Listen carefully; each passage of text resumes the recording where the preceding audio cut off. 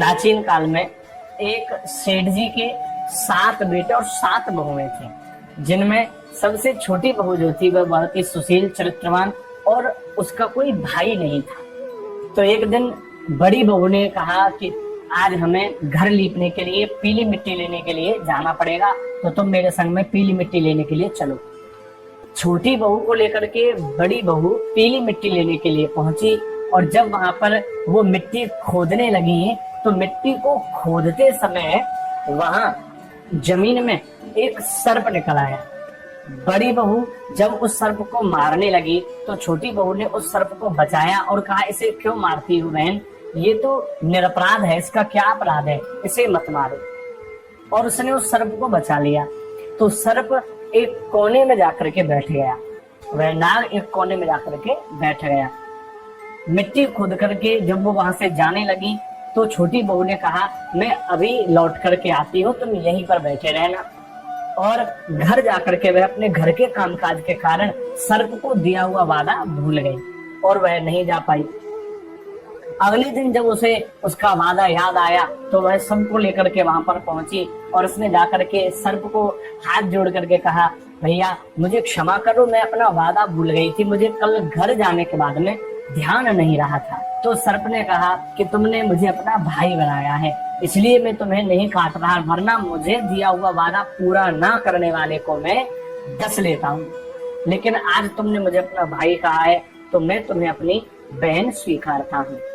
और वह सर्प और छोटी वाली बहू दोनों में भाई बहन का रिश्ता बन गया। कुछ दिन बीत गए तो उसके बाद में वह सर्प एक मनुष्य का रूप लेकर के सेठ के घर आया और उसने छोटी बहू को ले जाने की बात कही। कहा, मैं इसका दूर का रिश्ते का भाई हूँ, मैं बचपन में कहीं बाहर चला गया था। अपनी बात का उसने पूरा विश्वास उनको दिला दिया और छोटी वाली बहू को यानी अपनी बहन को लेकर के वहां से अपने घर जाने लगा।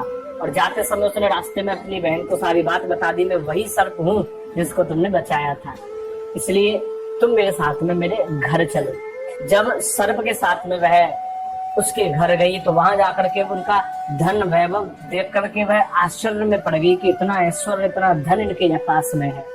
और उसी नाग की यहाँ पर वह रहने लगी। तो एक दिन उस नाग की माता कहीं बाहर जा रही थी तो जाते समय बोली कि देखो, इस सर्प को तुम ठंडा दूध पिला देना। और उस बहू को ध्यान नहीं रहा और उसने भूलवश अपने उस नाग को, अपने उस भाई को गर्म दूध पिला दिया, जिससे उसका मुंह जल गया था। और जब वह नाग की माता लौट के आई तो उसे बड़ा क्रोध आया, लेकिन उस सर्प ने अपनी माँ को समझा लिया कि मेरी बहन है, इस पर तुम क्रोध ना करो। और सर्प ने कहा कि माँ, अब मुझे हमारी बहन को इसके घर भेज देना चाहिए, वहां पर मैं इसे करके आता हूँ, आप आराम से यहाँ तब तक रहो। सर्प अपनी उस बहन को उसके ससुराल करने के लिए गया और जब वहां पर पहुंचा तो बहुत सारा धन दौलत और हीरे मोती जवाहरात वस्त्र आभूषण लेकर के अपनी बहन को विदा करने के लिए वो पहुंचा। इतना सारा धन वैभव देख करके बड़ी बहू आश्चर्य में पड़ गई कि इतना सारा धन वैभव इसका भाई से देख करके जा रहा है। और ईर्ष्यावश उसने कहा कि तेरे भाई के पास तो इतना सारा धन है, तो तू तो इससे और सोना चांदी इसको देना चाहिए। भाई ने जब ये बात सुनी तो वह बहुत सारा सोना चांदी अपनी बहन को और दे के गया। तो वह बोली, इस सामान के लिए तो झाड़ू भी सोने की होनी चाहिए। तो सर्प ने उसी समय सोने की झाड़ू भी ला करके दे दी और अपनी बहन को एक हीरे का बना हुआ बड़ा ही सुंदर हार उसने दिया। और उस हार की सुंदरता इतनी अधिक थी कि पूरे राज्य में उसकी चर्चा फैलने लगी। और राज्य ही नहीं बल्कि वहां के राजा तक, वहां की रानी तक ये बात पहुंच गई।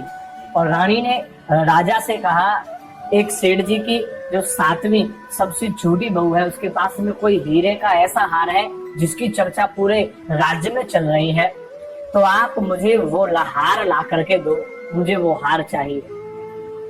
ये बात जब राजा ने सुनी तो राजा ने सेठ को बुलाया और उसने कहा कि हमारा आदेश है, अपनी बहू से वह हार ला करके हमें दे दो, नहीं तो हम तुम्हें सजा देंगे, दंड दे देंगे। राजा की बात सुनकर के सेठ घबरा गया और राजा की बात मान करके सेठ तुरंत अपनी छोटी बहू से हार लेकर के राजा को दे गया। लेकिन हार देने के बाद उस छोटी बहू को बड़ी गिलानी हुई कि मेरे भाई ने मुझे हार दिया था और वो इसने मुझसे छीन लिया। और जब वह रोने लगी तो उसने अपने भाई को याद किया। याद करते ही वह सर्प वहां प्रकट हो गया। बोला, बहन क्या बात है बताओ। तो वह बोली कि जो हार आपने मुझे दिया था वो रानी ने मुझसे छीन लिया है, अब मैं क्या करूं। तो भैया आप ऐसा कुछ करिए कि जब कोई और उस हार को पहने तो वो नाग बन जाए और जब मैं पहनूं तो हीरे का हार बन जाए। सर्प ने कहा ठीक है बहन, ऐसा ही होगा। उधर जब रानी ने उस हार को लिया और लेकर के अपने गले में पहना, पहनते ही वो हार सर्प बन गया, नाग बन गया। रानी जोर से चिल्लाई और रानी का चिल्लाना सुनकर के राजा इत्यादि सेवकगण वहां पर पहुंच गए। सबने देखा तो वहां सर्प वो हार बन चुका था और उसने क्रोध में आकर के फिर सेठ को बुलवाया और आदेश दिया कि अपनी छोटी बहू को लेकर के यहाँ पहुंचो। सेठ फिर घबरा गया कि पता नहीं अब क्या हो गया और वह अपनी छोटी बहू को लेकर के राजा के राज दरबार में पहुंचा। जब राज दरबार में वह वहां गया तो राजा ने छोटी बहू से कहा कि तुमने ऐसा क्या इसको हार दिया है जो सर्प बन गया है, सच सच बताओ वो हार कहाँ है जो हमने तुमसे मंगवाया नहीं तो हम तुम्हें कठोर से कठोर दंड देंगे। तो सेठ की छोटी बहू ने कहा कि महाराज हार तो वही है लेकिन उस हार में ये खास बात है, मेरे गले में वो हार रहेगा और किसी और के गले में जाकर के वो नाग बन जाएगा। यह जब राजा ने सुना तो राजा ने तुरंत उसको मंगवाया कि इसको पहना करके दिखाओ, कैसे देखते हैं कि वह नाग हार कैसे बनता है। अगर ऐसा नहीं हुआ तो कठोर से कठोर सजा तुम्हें दी जाए।